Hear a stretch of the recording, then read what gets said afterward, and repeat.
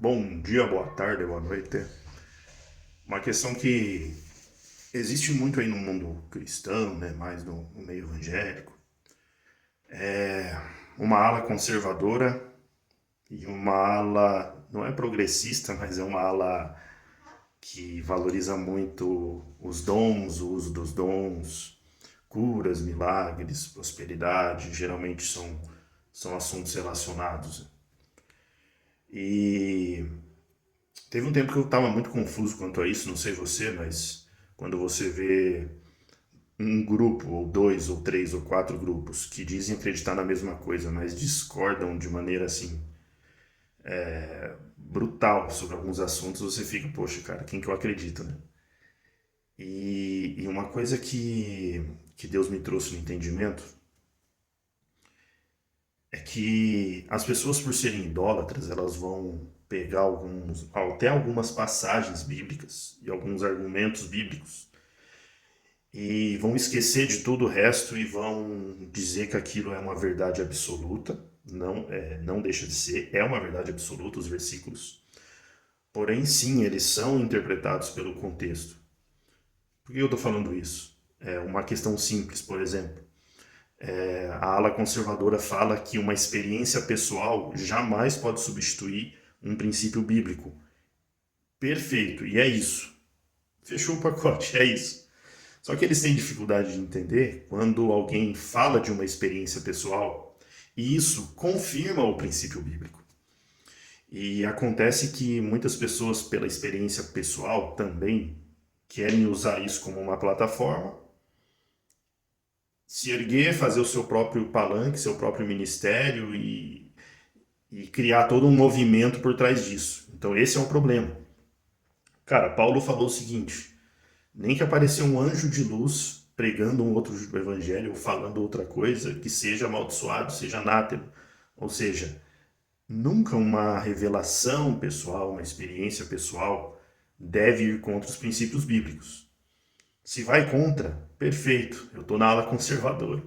Mas se uma cura de um paralítico, como acontece, o uso dos dons, o falar em línguas, experiências pessoais de Jesus aparecendo para as pessoas, se isso confirma a palavra, beleza. Então aí você pode perguntar, tá bom, Tiago, o que confirma, por exemplo, as curas?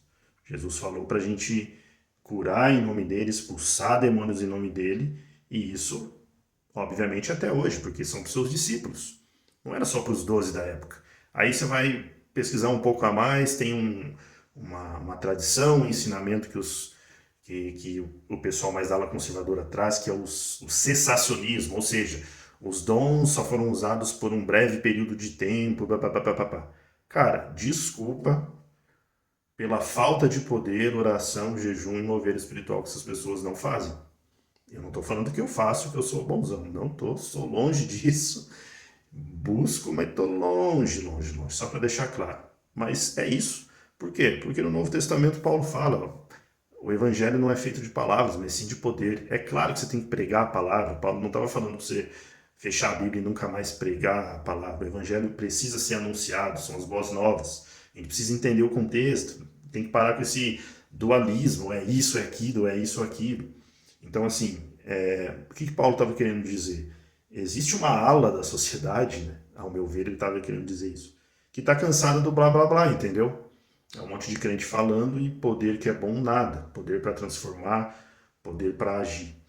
Então, não tenha vergonha do seu testemunho pessoal, da tua experiência pessoal. Se ela confirma a Bíblia, maravilhoso. Por quê? Porque Jesus, quando veio e os discípulos estavam com ele, eles tiveram suas experiências, tá? E diga-se de passagem, os fariseus usavam a Bíblia contra essas experiências. Entende? E na verdade elas estavam confirmando o que foi anunciado no Antigo Testamento. Então, tem muito sofisma no mundo cristão hoje, a gente precisa estar esperto e pedir o auxílio do Espírito Santo, porque é ele que clareia essas coisas na nossa mente. Mas se eu puder te deixar uma dica, começa a analisar se o teu cérebro é muito tudo ou nada, sim ou não. Para algumas coisas tem que ser.